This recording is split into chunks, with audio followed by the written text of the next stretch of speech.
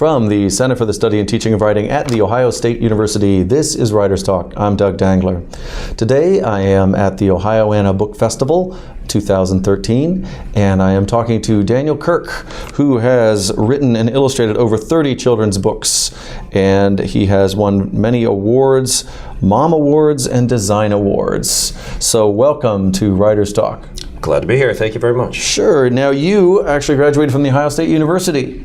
I did, back in the Stone Age. In the Stone Age, okay. Yes. The Ohio State University has been around since prehistoric times. Okay, right. Yes, that's why they're, I don't know. That's why they're Go Bucks. You know, it's been a long time that we've been talking. So you've taught art and photography after college, and then you moved to New York to be an illustrator for magazines and newspapers, including, but not limited to, the following: Newsweek, Business Week, Sports Illustrated, New York Magazine, right? I did a lot of commercial work for about 15 years, and I was happy just to make a living drawing pictures. That was good for me, and at a certain point I got tired of just drawing pictures, and I wanted to sort of do things I wanted to do and not have some art director standing over my shoulder telling me what to do and how to do it. So when my daughter was born and I was reading her lots of picture books, it was the first time I looked at kids' books since I was little, and it was a revelation to me. I just thought, this is amazing. Words and pictures working together to tell a story and having it merge in the reader's head, and some of them are very sophisticated and tell very interesting multi-layered kind of stories, you know, that address all sorts of mythological topics. Yeah, some of them are funny. I just thought, this is for me. I really want to do this. So now I've done a lot of them. So how long was it that how long did the transition take before you went from the commercial illustrations into writing your own, illustrating your own? It took me quite a long time to get published. Okay. I had a lot of confidence in myself, and I thought, I'm good. I should be able to churn out these books like mad, and the world will go nuts for me. But I had a hard time convincing publishers that was the case right away, and it took me about 3 years of knocking on doors and sending them out in my portfolio and making what they call dummy books, which are just little paper-folded books that have your sketches and your text on them that would in some way resemble the finished book. And I did that for a couple of years, and I was just about to give up. I just thought, this is for the birds. I'm going back to do some advertising and make some real money, you know? And then I found a publisher that happened to start a company with a bunch of new authors and new approaches and things like that, and they took me, and that's how I got my in. Okay. Now, you've got the Library Mouse series. I've done 5 of them so far. So tell me how that developed. Did you, in fact, go to the library, see a mouse, yes, and think? That's exactly right. Okay.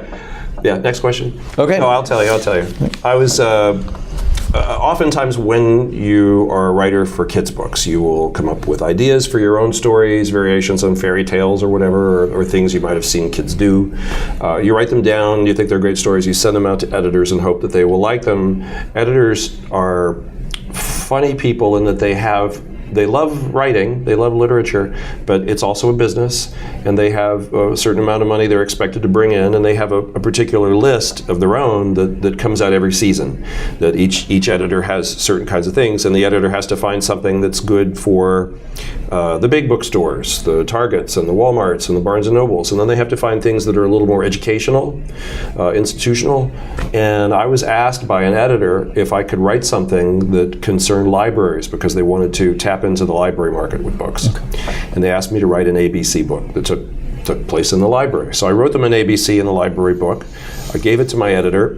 When I was waiting to hear back from the editor, I happened to go to a bookstore with my family and saw there on the shelf, lo and behold, an ABC in the library book someone else had already done.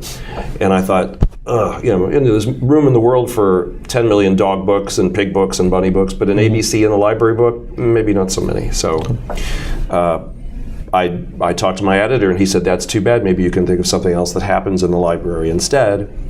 So I didn't have any ideas right off the top of my head, so my author's radar is always up looking for ideas, and I happened to be doing a school visit in New Jersey where I live, and it was the end of the day, and I was sitting at a desk quietly autographing books for kids, and she was over at her desk, and she jumped up out of her seat and screamed and said, look over there!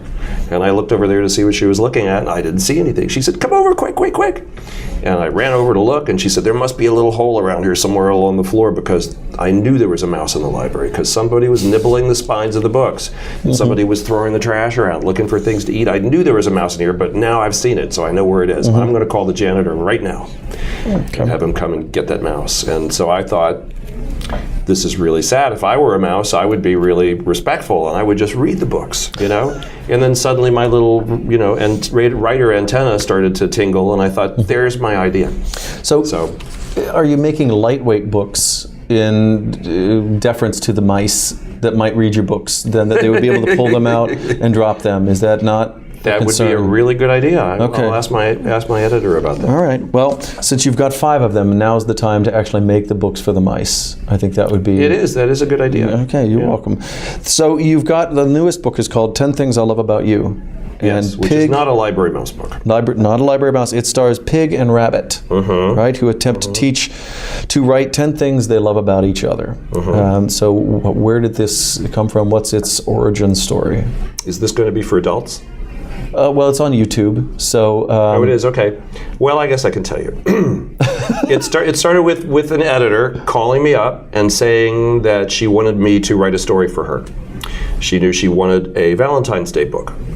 And she had been watching television with her daughter, and they had been watching this teen romp called 10 Things I Hate About You. And she said she couldn't get over the title. And it just bothered her, and she was thinking, why couldn't they have called it 10 Things I Love About You?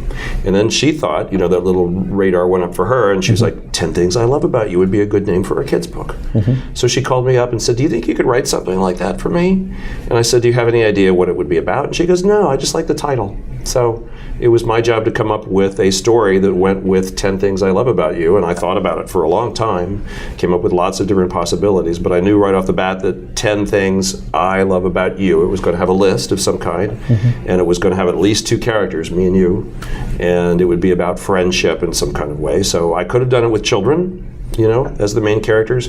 I could have done it with alligators, which could have been really interesting, because you don't normally think of alligators loving anything except eating, really.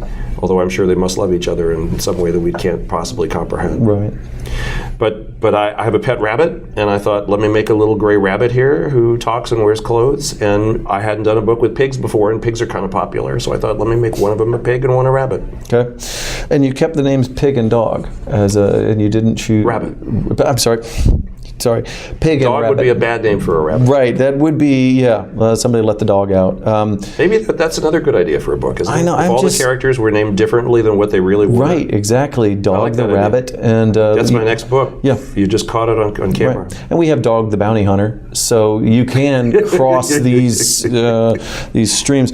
But you chose to do that. Was this an idea that you ran past your children first? Because I understand that's part of your process, is you ask your kids about the ideas for the books. Is that inaccurate? I often do. I was describing earlier in one of the workshops here that I find that when I'm writing, the process reminds me a lot of when I was younger and when my kids were young, and I was reading them these sort of choose your own adventure books where you take a plot this far and then it forks, and you could go, all right, do you want Mouse to go into the hole in the wall, or do you want him to go into the kitchen? And then depending upon which way you read, different things will happen. And when you're writing, the whole process is sort of like that. You know, each time you find yourself coming to these forks, and you've got to decide which road to take. So I often run ideas past my wife and my kids are the best audience for this, because they used to be kids more recently than I did. So I run my ideas by them and see which ones they like, and usually I'll go with what they recommend. And in the case of just naming the characters, you know, traditionally there are trends. And at a certain point, all the animal characters in books will be named Sebastian and Antoinette, or, you know, these sort of more flamboyant kind of names. And other times they'll be named, you know, Jay-Sean and Ronnie, or, you know. And then sometimes it's just like the animal is just named the kind of animal that it is. And in a way, keeping it really simple and stripped down just presents a different kind of thing. You know, the animal is still specifically who the animal is because of what happens with the story, but it's just easier to say pig, dog, rabbit. You know. So I'm just following the trend and slavishly copying what everyone else in the industry is doing. Yes, we can tell that, but no, your books look very, very different. So I'm curious, though, to come back to your mention of your writing process. So is it that you go to them and you say, I've got these two directions, which do you find better? So it's sort of like an optometrist, A, B, and you give them that? Or do you say, here's the idea sketched out, where else could I go with it? How much say to That's where I go to my editor? Right, to your kids. Oh, when my you said kids. you take it to the kids. Yeah, usually I'll just sort of throw something at them when they're distracted, and it isn't like I've got a job for them to do. And it's like, Dad, not again. And we don't play Nintendo. I don't want to help you with your story. You're grown up. Do it yourself. You know. So. I try to catch them unawares and just pose them these kind of questions, and they're usually game to do that. But it isn't. It's usually more casual. Often when I'm writing, because I'm doing picture books for the most part, I'm writing and drawing simultaneously, a little bit back and forth, and letting it build a piece at a time. So I do a kind of a brainstorming thing. If I'm trying to figure out what my characters, say for 10 Things I Love About You, if I'm trying to figure out what they're going to be, I'll do a lot of sketches. And I'll try different versions of rabbit against different versions of pig, or then I'll try a crocodile or hippo or something just to see what happens, because sometimes you'll just go, that feels right, or that makes me smile or something, and then you know that it's better. Okay. So I usually give my kids a couple of the best options. Although I've heard, for those who are interested in writing, I've heard that this is the technique that you should take, is that when your editor wants you to do something or you're submitting a story, you give them your worst idea at first so that they can say no to that.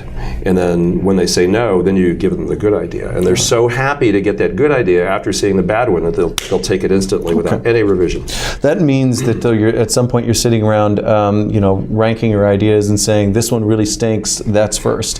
What if they take you up? What happens when they take you up on it? And that's a nightmare, isn't it? Yeah. What? That's a fantastic idea. Go write 600 pages on it. Oh, God.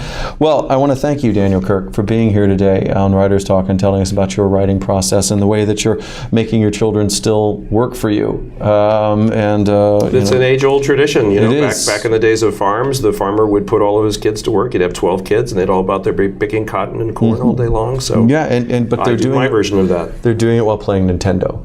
Today, yes, so that's exactly. much easier for them to do. So from the Center for the Study and Teaching of Writing at The Ohio State University, this is Writers Talk. I'm Doug Dangler. Keep writing.